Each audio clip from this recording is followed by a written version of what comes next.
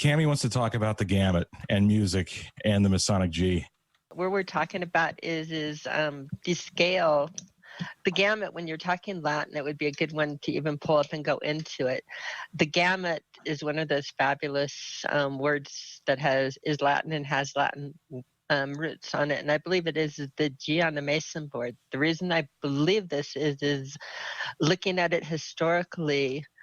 The gamut starts at base G, which is the lowest frequency man can hear. It's the start of where we pick up waves as where we perceive them as man.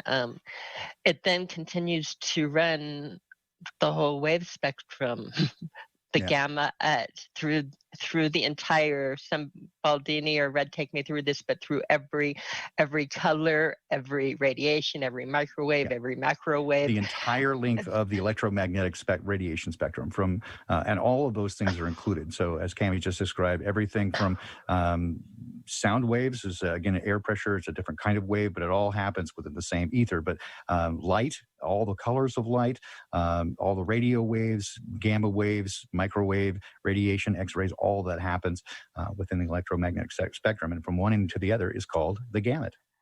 And the gamut, even though it's called the gamut, it historically has that very, very, very specific, very, very specific starting point. And the starting point is base G, and it sets the scale. G, A, B, C, D, E, F, G. G is source.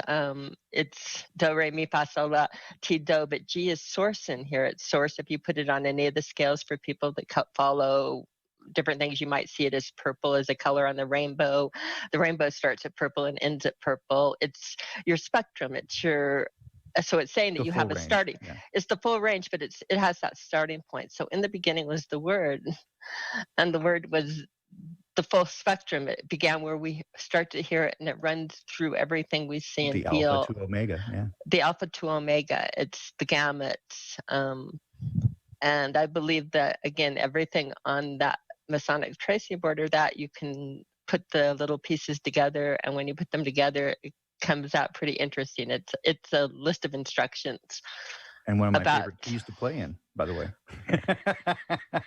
What's the first thing they do when they're starting to build a Masonic building? What's the first brick they lay? What's that called? Cornerstone. The cornerstone. And what is the cornerstone of the human aural spectrum? What is the cornerstone of our spectrum of hearing? It's G.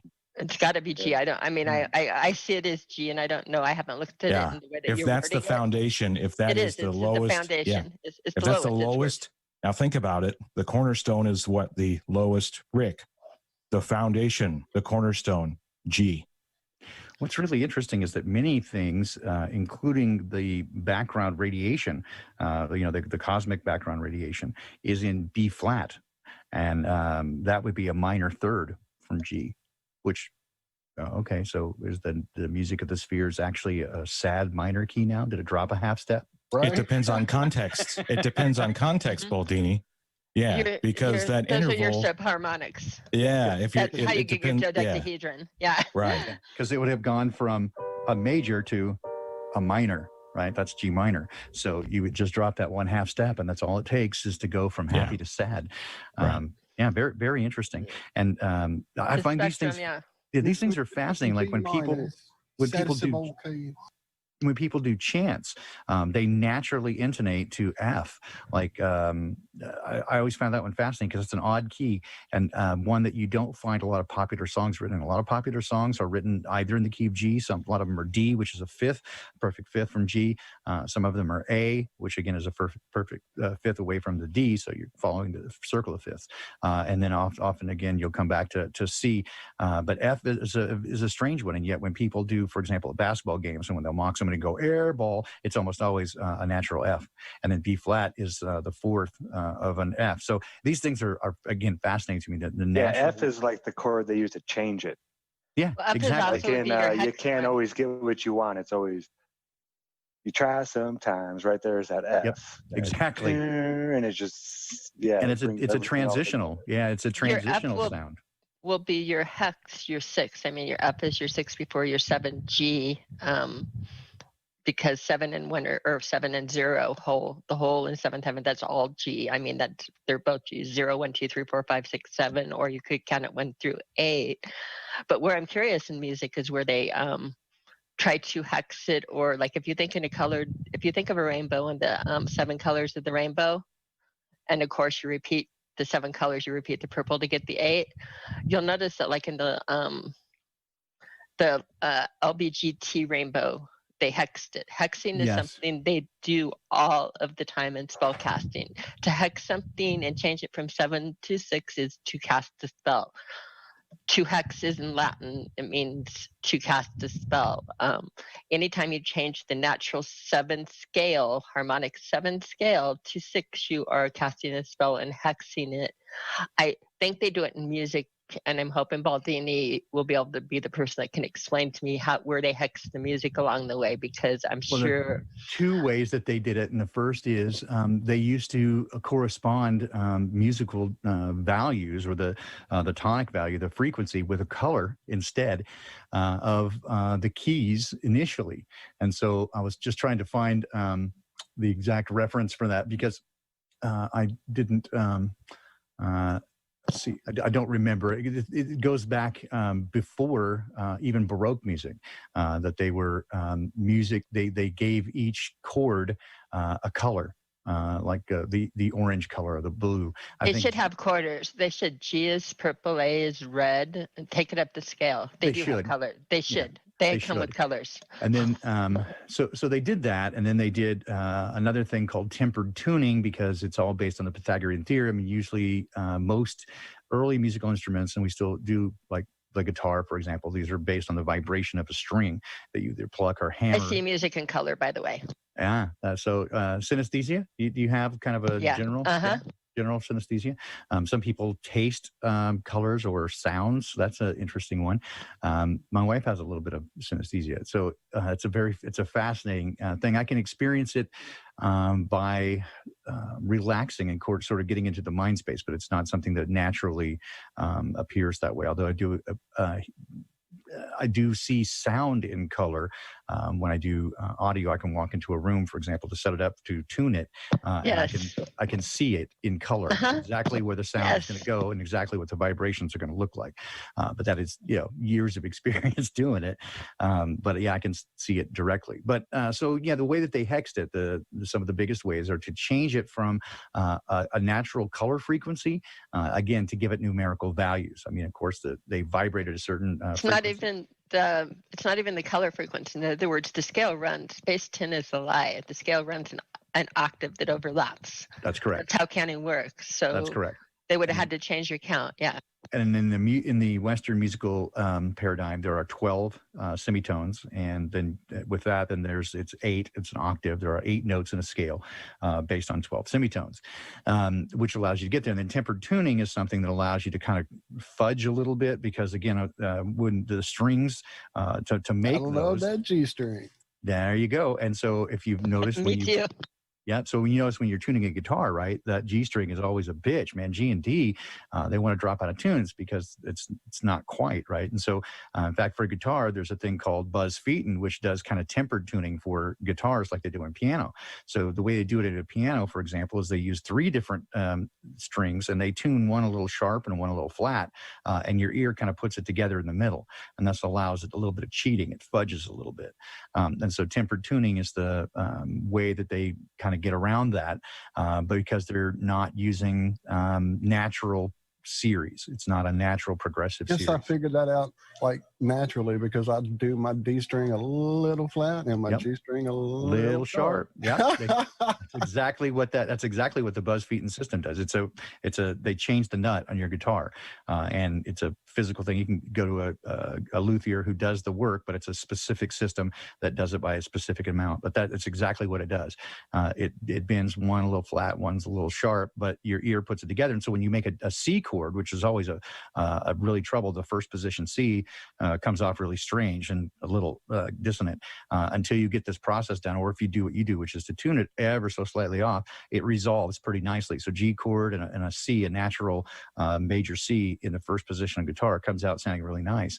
And again, most people, their ear is sensitive enough to know it, but they don't know why they know it, right? They haven't done enough research or trained their ear to know these differences. And the ear is actually super finely tuned. It's tuned to 0.3% of 1%, 0.3% of a frequency, right? We are remarkable I'm sure beings. being We a really musician. are. Sorry.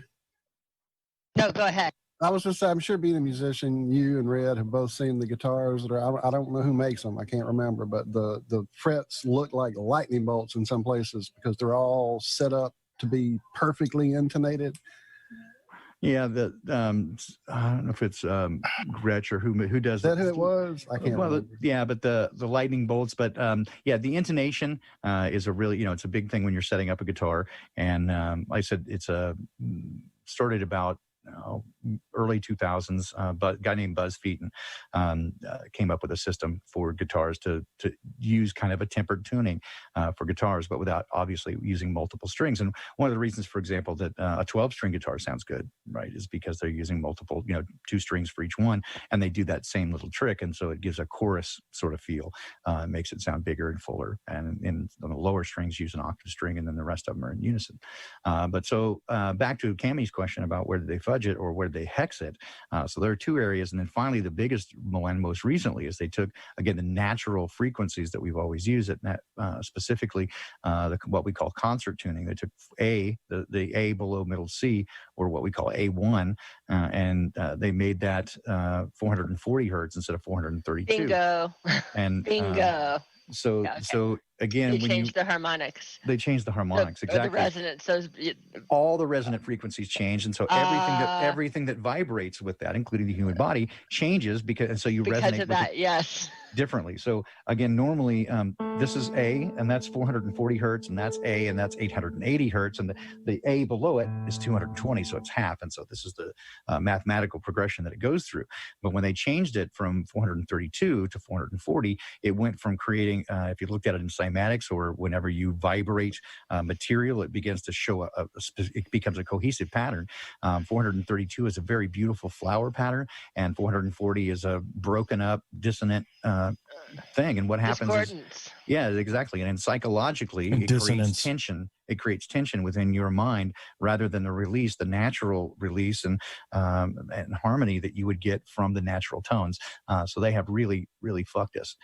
And in all music, they changed. Again, Rockefellers paid for that. And between the Rockefellers in the U.S. and Nazi Germany, literally, and doing all the Wagner stuff, they changed it to 440 and made that the concert's pitch standard around the world. And that's it's very intentional. This, by the way, very, very, absolutely, very intentional. Yeah, they definitely know the nature of our environment. They do. Absolutely. G is the cornerstone. Okay, and then back in the previous Masonic texts, they were talking about God. Okay, which God? With the little G.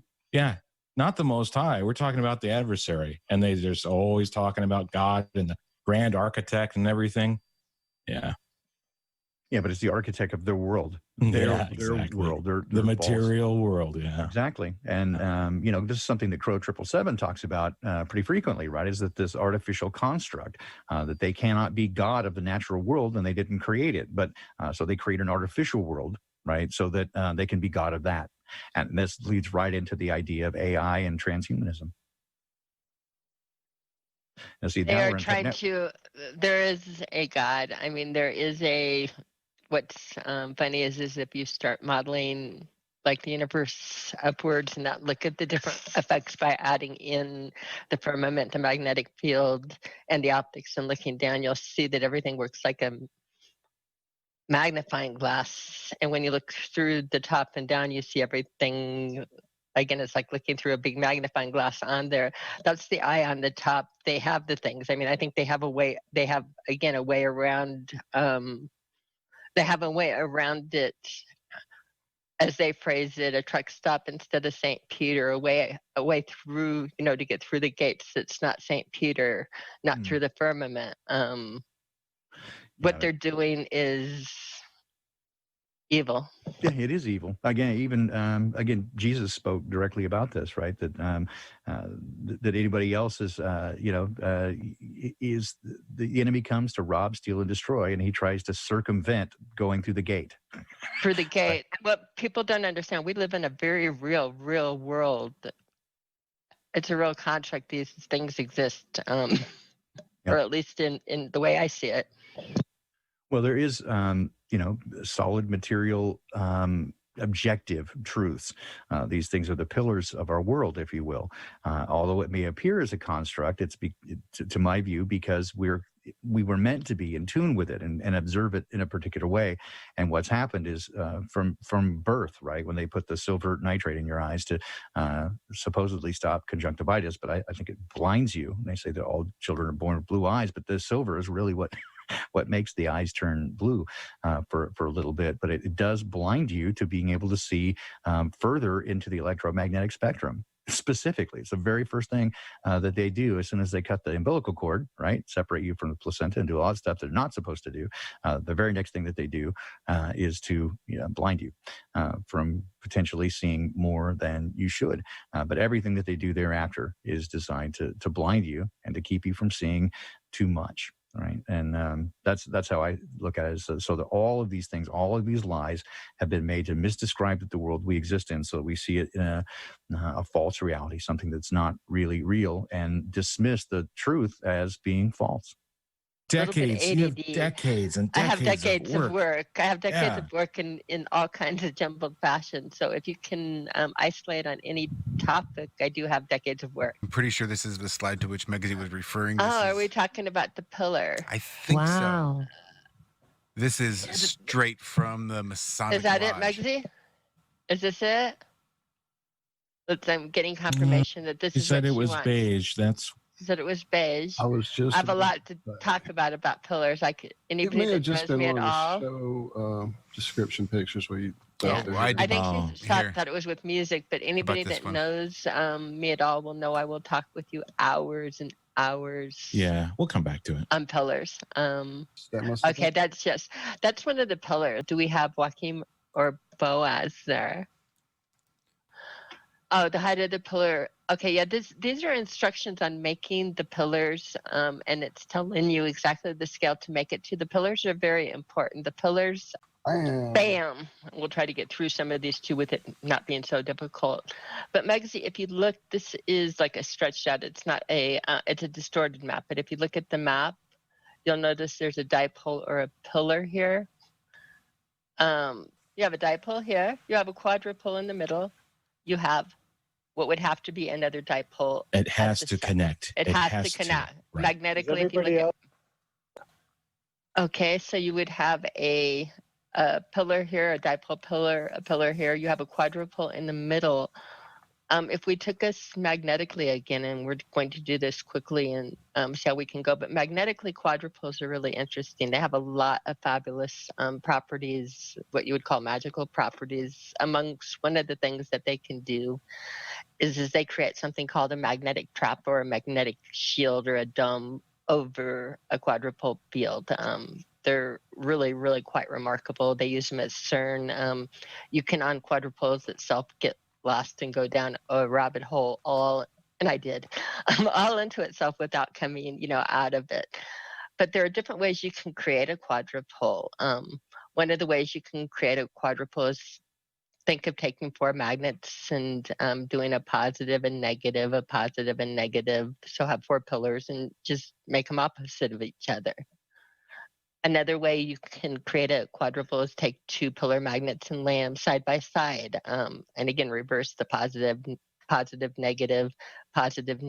You can see the quadrupole pattern on it.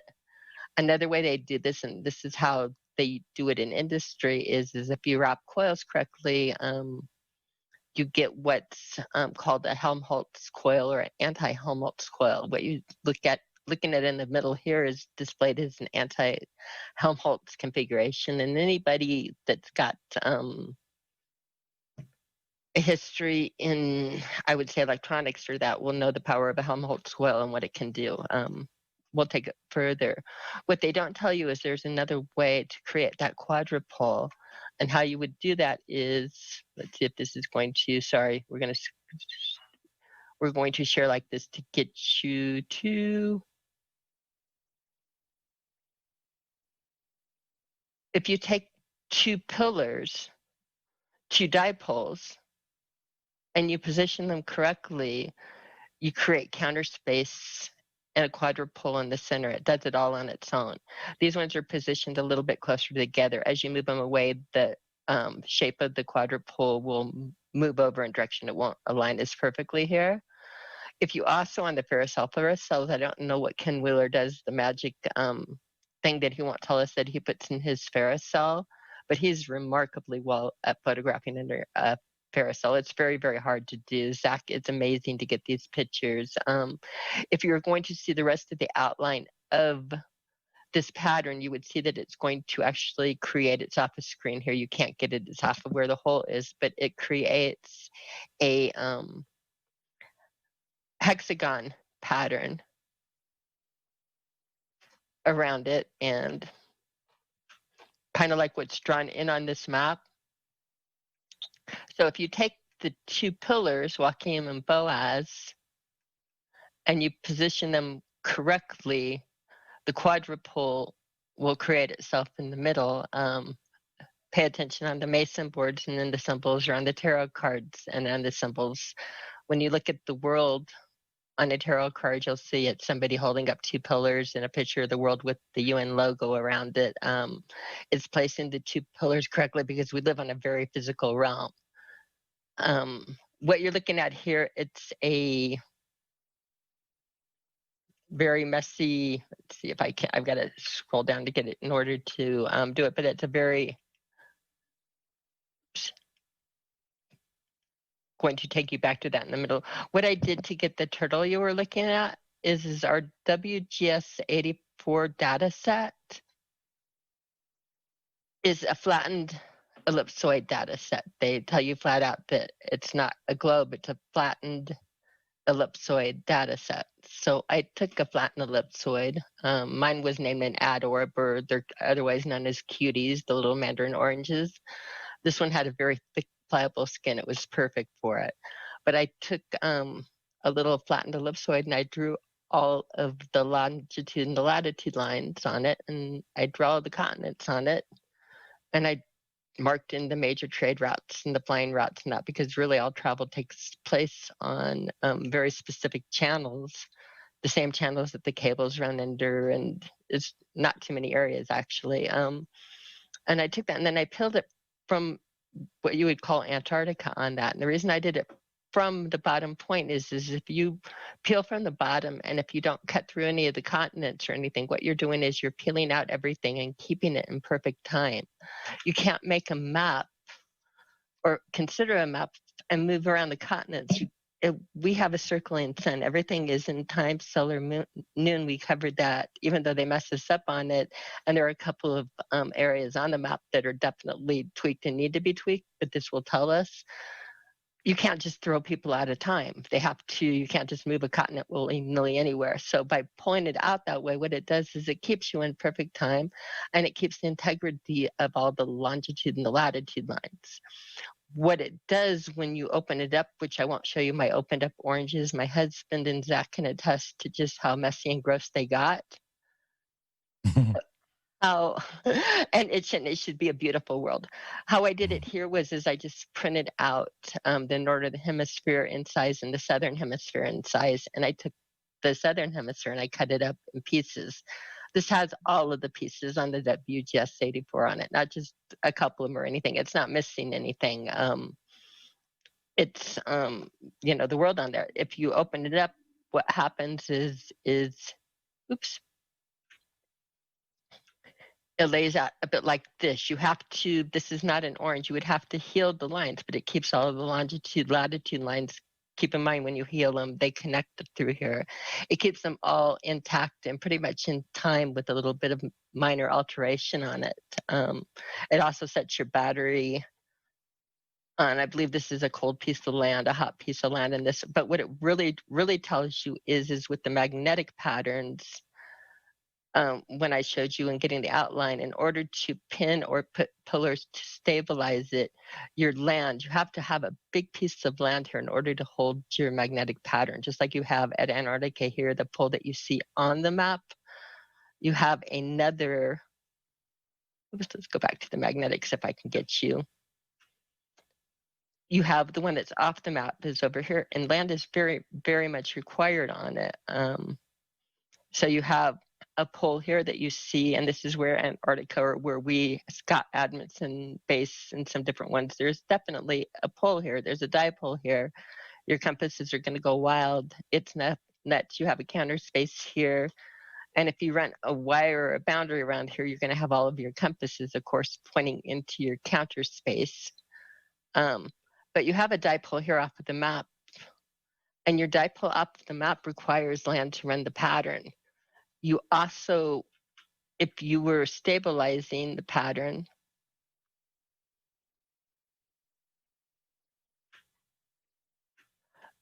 you would need land at your four corners. The magnetics dictates that we know at one of our four corners, we have that piece of land under South America. The other pieces, the bases that we go to in Antarctica, are going to be on these four corners with the main group of bases we go to here. And my guess would be is that the ice wall is where the ocean freezes because of no sunlight between the different things. But we definitely, with the magnetic pattern, require four corners to go along with our two poles, because the magnetic pattern, if you look at these under your ferrocell, again, if you look at the patterns and play with them, it requires it. It does it itself. And Camy, where is the Bermuda Triangle? The Bermuda Triangle would be right in here. You're going to have areas of magnetic anomalies in here that, just like what we perceive as gravity is, let's do it this way.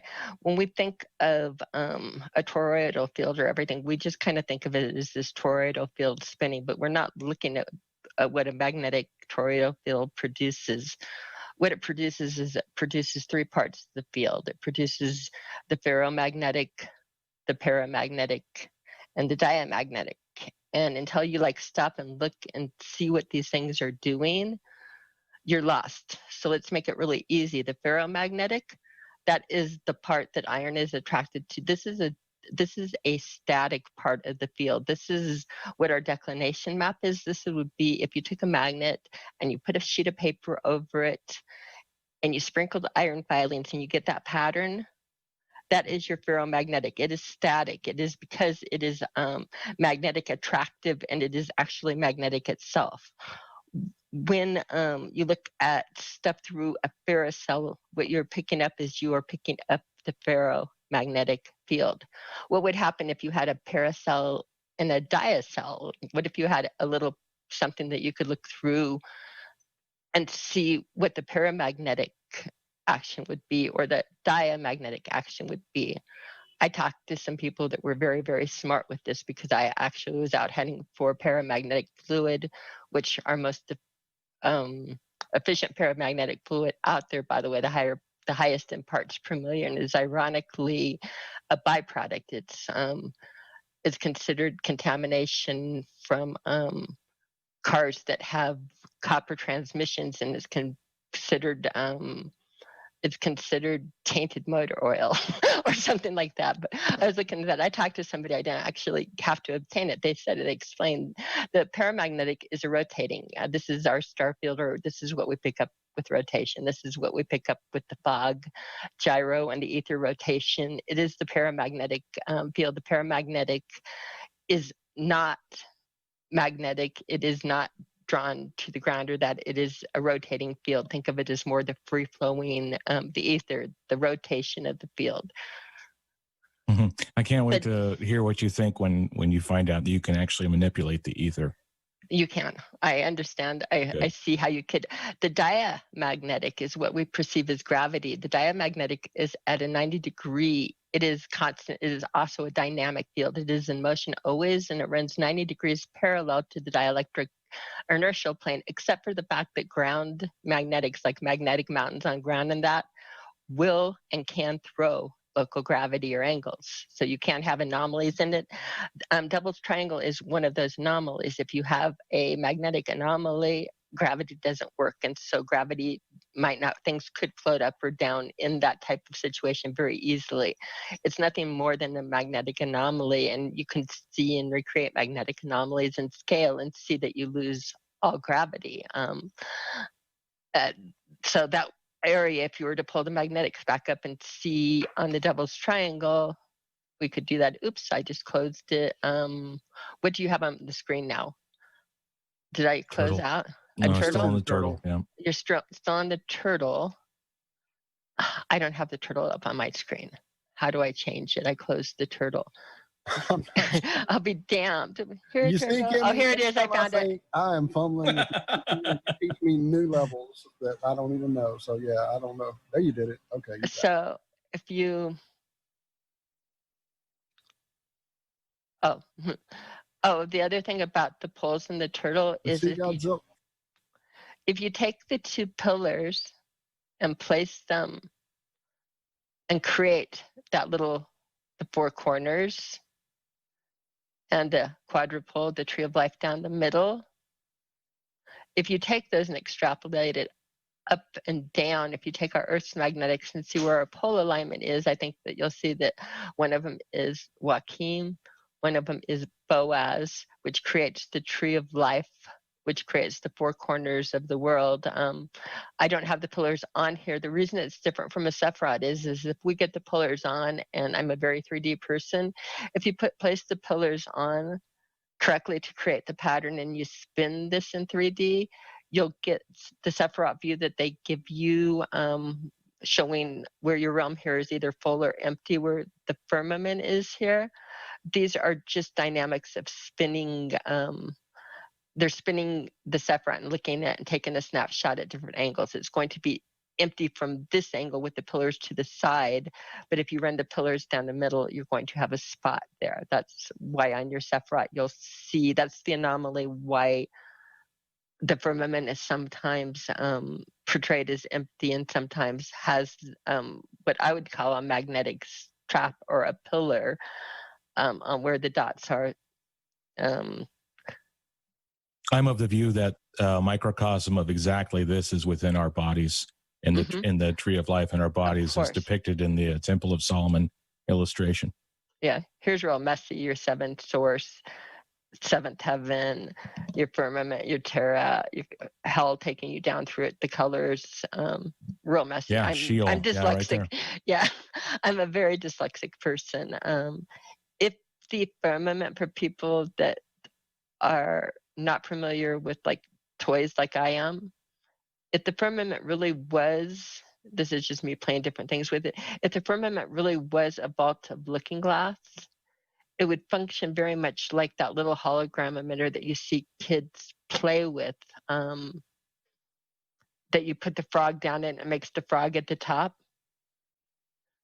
But this type of thing, if you were God making the firmament and creating a vault of looking glass, you would not use plastic toy and scratched up things. What you would really use would be the noble metals, the platinum, the iridium, the things that make the perfect mirrors. I mean, I know in jewelry we put rhodium finishes on everything because it was so shiny and bright.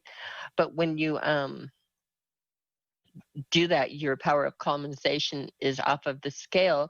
And the thing about a natural hologram emitter as opposed to a digital hologram emitter is that it mirrors the gamut, the spectrum. So if you put a piece of ice in the hologram emitter, your hologram is cold. We've done this. Zach and I have tests on this up on his channel, Good Times for All. If you hit the hologram, if you take a dark hologram and you hit it with a UV light, not the object in the looking glass, but the hologram. Sorry, we're going to try it one more time. I flunk tech. I do not like being connected to computers. You'll notice I do all of my stuff on the ground, not hooked on a computer. It's not comfortable for me. Oh, right. Trust me, it's a struggle. I understand. So, Camy, what would you call your findings here? Is this more or less of an advanced flat Earth toroidal model? No, this is the way that it's described in the Bible and in every cosmology is we are living on a physical realm. What they told you was true. Let's share screen. Let's do it a different way. Share. Okay, so the It looks like Sephiroth. you're looking at. Okay, now were we on either the Sephiroth or the Vault of Looking Glass? believe Where the do you guys want to Sephiroth. go? Okay, let's go to the Wherever. Sephiroth. Okay, because we can go everywhere because we'll have to do this over and over again, I understand. But for people trying to do the Sephiroth, I want you to place the two pillars correctly to make this. We live here. We live in a physical realm. This is the firmament, the shiny river that we travel on to make it to source. If we're good, we can ascend to heaven. Down here, this is a physical. Look at the discordant pattern, the volcanoes and everything. This magnetic pattern makes a very hot, discordant pattern. This is hell. It's a physical place, just like our poles here that you see, our dipoles are right here. The dipole takes, you put copper around the pillars. You build your pillars to spec. What it does is it separates the electricity and the magnetism. I'm probably phrasing this wrong, but it shoots and creates your tree on your energy up and down. This is the bound physical world. This is the firmament, the shiny river. The first it's not the high heaven, it's the other heaven that you go through to get to the high heaven, which is source. So if you did your levels on here, you would be G, source, A, B, C, D. Oops, we're doing it wrong on the thing because I don't have the pillars in. G, A, B, C, D. We have to on the EFG. I have to have the other pillars in to do it, but it's all, in other words, it's all, I'm not counting it right, but it's all, in other words, I believe that we're on a physical realm. The other two pillars are E and F, right? Yes. Yeah. So when you do this, in other words, if you take this pattern, your dipole, your quadrupole, your four corners that are created by the magnet, and this, it creates a very, very physical up and down realm. This magnetic pattern creates that toroid. You would see when Ken Wheeler turns it, you'd see it go into that toroid pattern, or the Northern flower Lights. of life, your northern lights. Not, in other words, that's your dome. That's where your stars are. That's your, in other words, your dome and your firmament. You have to separate it in your mind. They never said they were the same, and they're not. They show in the Flammarion. Let's show the Flammarion. It's in here soon. Yeah, many, many layers. In other words, it's layered. They tell you it's layered. They tell you the high heaven. In every cosmology, they tell you it's layered. And we're going to, I am sorry, I'm scared to open and shut these to get to the wrong. But I think I have to wind up at the Flammarion because I know it's in this folder.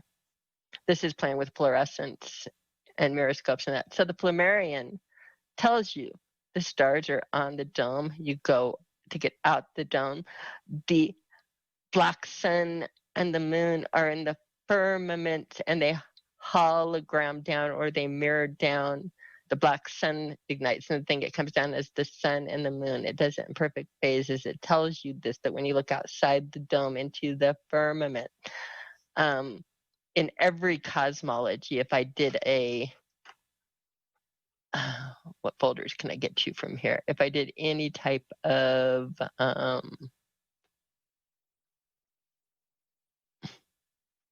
like cosmology things, you'll see, let's do any of the ones, you'll see they talk about above the vault, earth, the vault to heaven, the home of the gods. This is the firmament. This is the home of the gods. This is how, if you look at the ancient Hebrew conception of the universe, God is in the heaven of heavens. The waters above your firmament, they're getting this through. But in other words, it's a layer up here. There's the gate, the tree of life that you go through. Here is the earth and the sky. here's your pillars. Your pillars, of course, are your 2 pillars that you set, and then of course the 4 pillars you do to stabilize. You would set foundations at your 4 corners. That's, I mean, if you see it, the apotheosis of George Washington, they're looking down through heaven. He's saying, I'm going to be a God. I'm going to look down through heaven, through the dome. Now, when you do this, and again, like you saw me layer those things, when you start layering these things and looking down through the top, everything is a magnifying glass. The Asgards took the rainbow bridge. They crossed that shiny bridge to get into heaven. The shiny bridge is the firmament. This is earth. This is the firmament. This is heaven. The realms, you have heaven 1 would be our sky. Heaven 2 would be the firmament. Heaven 3 is where the gods were. Sheol is where the underworld and the kingdom of the dead. This is where it's discordant. It's a density gradient. Your tree of life. I was hoping you would show that one. Yeah, that's good. There's a division there. Yeah. Uh-huh. You want to take this one or? No, go ahead.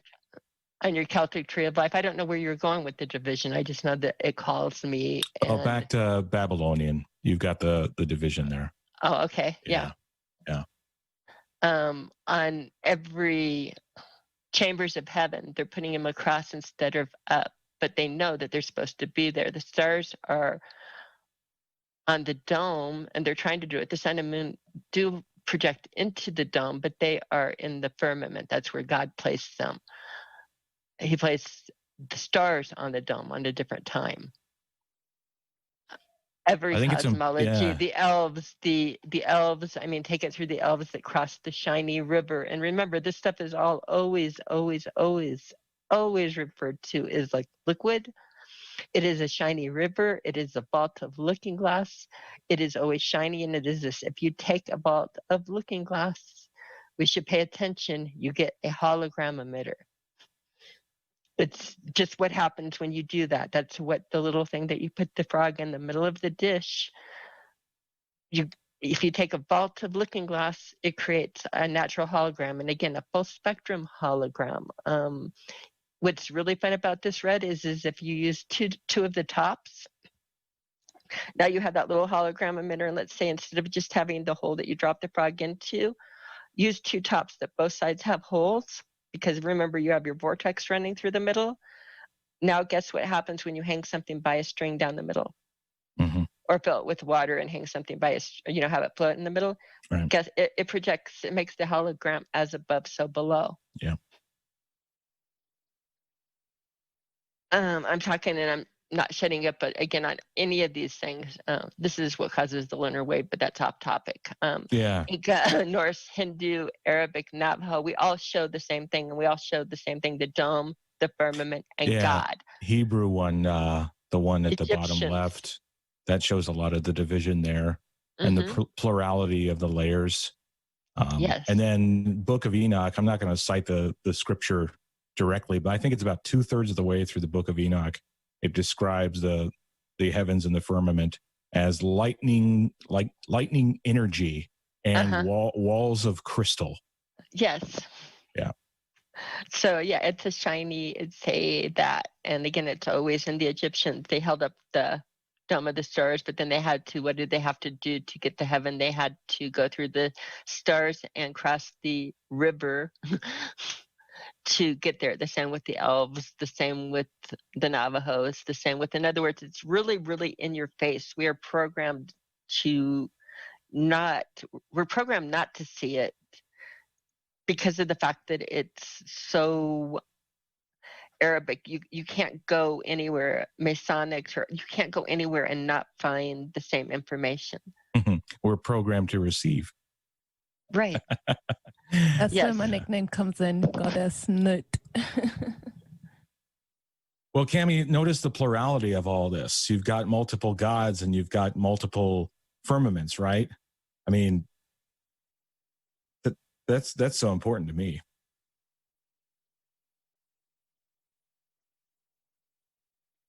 Did we lose her? Did you lose me? I think I'm back. Nope, there She's back, right? Okay. I see her clicking around.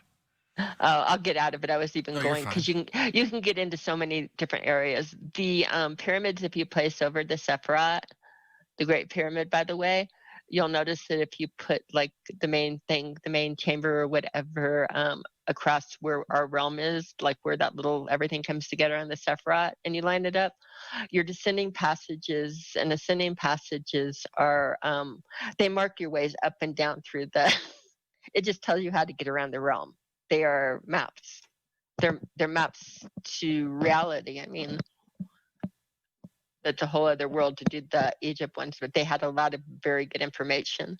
Yeah, it all clicks in like little puzzle pieces. I see all of the pieces. I mean, I've been discarding and picking up pieces for so many years now, but I haven't organized it. But again, Well, you bring world. Oh, look at us bring a new piece heaven. to it, and that's what's awesome. Look, Red, I know you got to This go. is Thank you so much. this is Sheol, this is earth, this is firmament, this is heaven. But okay,